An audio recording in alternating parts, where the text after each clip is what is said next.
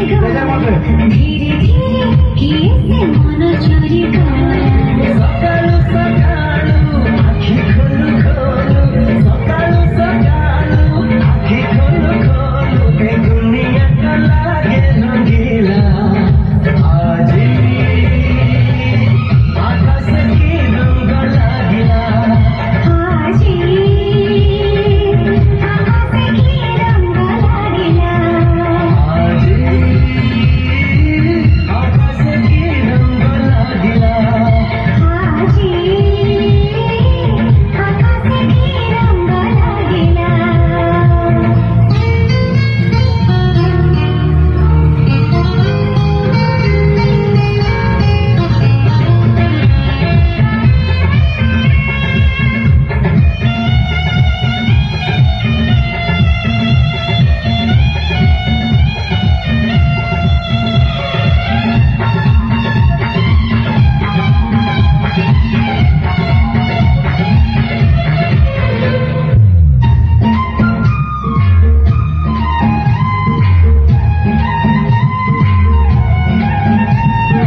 आकाशरे नहीं मेघ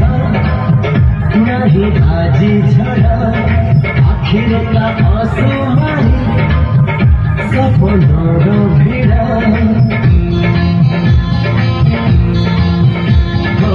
आकाशरे नहीं मेघ नहीं आजी झड़ा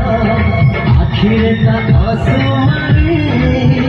सपनों भिड़ा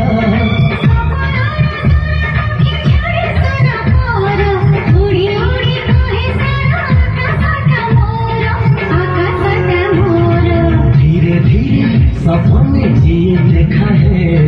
धीरे धीरे सतारे से साथी है।